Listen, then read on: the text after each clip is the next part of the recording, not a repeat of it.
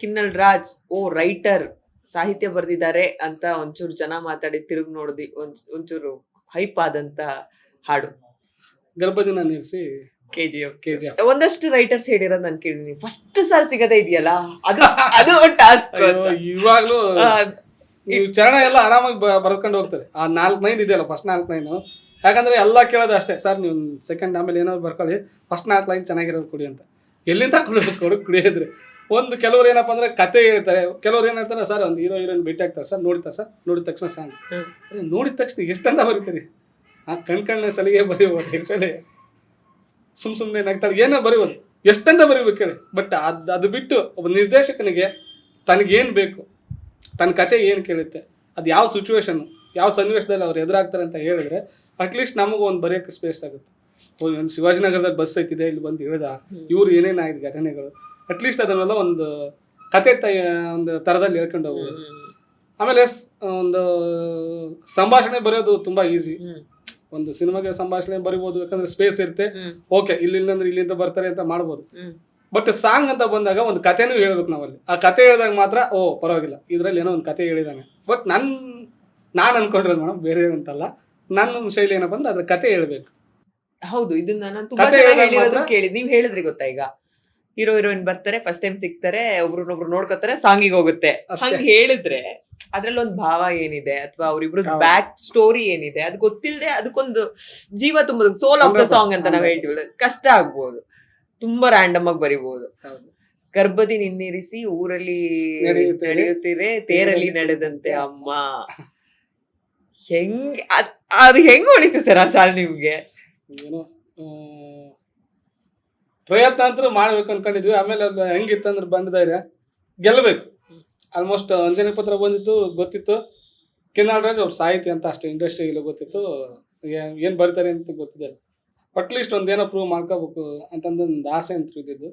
ಅದಾದಮೇಲೆ ಪ್ರಶಾಂತ್ ಸರ್ ಜೊತೆಗೆ ಇವ್ರು ಹಿಂಗೆ ಅಂಜನಿ ಪತ್ರ ಬರ್ದಾರಂತ ಸರ್ ಪರಿಚಯ ಮಾಡಿಸಿದ್ರು, ರವಿ ಸರ್. ಸರಿ ತಾಯಿ ಸಾಂಗ್ ಪ್ರಯತ್ನ ಪಡೋಣ ಅಂದ್ಬಿಟ್ಟು ಹೇಳಿದರು, ಬರೆದ್ವಿ. ಆಮೇಲೆ ಅವರು ಪ್ರಶಾಂತ್ ಸರ್ ನೀವು ಏನೇ ಕೊಟ್ಟರು, ಯಾವ ಇನ್ಫ್ಲೂಯೆನ್ಸ್ ಆಗಲಿ ಏನೋ ಆಗಲಿ, ಕತೆಗೆ ಏನು ಬೇಕೋ ಕತೆ ಬಿಟ್ಟು ಅವರು ಒಂದು ಚೌಕಟ್ಟು ಇರುತ್ತೆ, ನೀವೇನೇ ಮಾಡಿದ್ರೆ ಆ ಚೌಕಟ್ಟಲ್ಲಿ ಕತೆ ಹೇಳ್ಬೇಕು. ಆಮೇಲೆ ಆ ಪದಗಳು ಅವ್ರ ಕತೆಗೆ ಹೋಲಿಕೆ ಆಗ್ಬೇಕು. ಆ ಹೋಲಿಕೆ ಆಯ್ತಂದ್ರೆ ಬೇಕಾದ್ರೆ ಚೆನ್ನಾಗಿತ್ತಂದ್ರೆ ಇನ್ನೊಂದ್ಸಲ ಬೇಕಾದ್ರೆ ಶೂಟ್ ಮಾಡ್ಕೊಂತಾರೆ ಆ ಸಾಂಗ್ಗೋಸ್ಕರ. ಅಷ್ಟೊಂದು ಸಿನಿಮಾ ಅಂದ್ರೆ ಶ್ರದ್ಧೆ, ಅವ್ರು ಅಷ್ಟು ಶ್ರಮ ಆಗ್ತಾರೆ ಸಿನಿಮಾಗೆ. ನಾನು ಫಸ್ಟ್ ನಾನೇ ಬರ್ಕೊಂಡೆ, ಇದು ಏನು ಗರ್ಭದಿ ನನ್ನಿಸಿ ಎಲ್ಲರೂ ದೇವರು ತಂದೆ ತಾಯಿ ಏನೇನೋ ಬರ್ತಾರೆ, ಈ ಗರ್ಭದಿ ಅಂತ ಒಂದೇ ಸರಿಗೆ ಅಂದ್ರೆ ಹಾಡು ಹೇಳಿದ ತಕ್ಷಣ ಅನ್ಸ್ಬೇಕು, ಬಾಯಿಗೆ ಬರೋ ಪದಗಳು. ನಾನು ಏನಕ್ಕೆ ಇವ್ರೇನಕ್ಕೆ ಅಂತ ಅಂದ್ಬಿಟ್ಟು ಒಂದ್ಸರಿ ರವಿ ಸರ್ ಹೇಳಿದೆ, ಚೆನ್ನಾಗಿದೆ ಸರ್ ಕೇಳೋಣ. ಫಸ್ಟ್ ಒಂದು ಪಲ್ಲವಿ ಬರ್ಬಿಟ್ಟು ಸರ್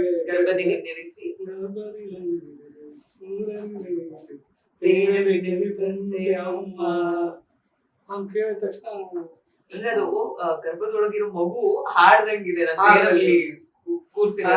ನಾನು ಇವತ್ತೆಲ್ಲೋ ತಾಯಿ ಗರ್ಭದ ದೇವ್ರ ತೇರ್ ಅಂತ ಕುತ್ಕೊಂಡಿದ್ದೀನಿ, ನೀನ್ ಹೇಳ್ತಿದ್ರೆ ನಾನು ಮೆರವಣಿಗೆ ಹೋಗ್ತಾ ಇದ್ದೇನೆ ನನ್ನ ಥರದಲ್ಲಿ. ಹಂಗೆ ಅವ್ರು ನೋಡಿ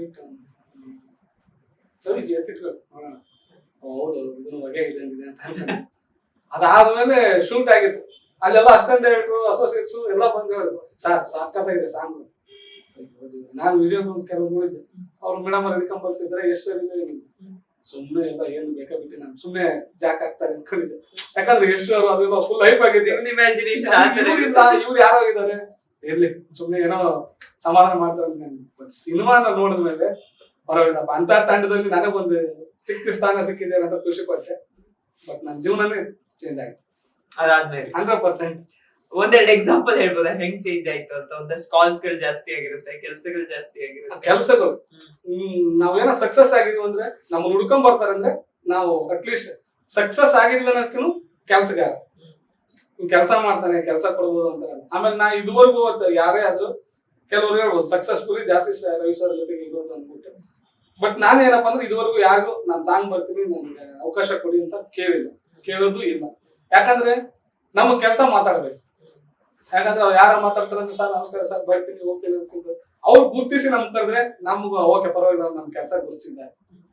ಆ ತರದಲ್ಲಿ ನಮ್ ಕೆಲಸದಿಂದ ನಾವು ಗುರ್ತಿಸ್ಬೇಕನ್ನೋದು ನಮ್ದೊಂದು ಆಟ ಈಗಲೂ ಹಂಗೆ ಇದೆ.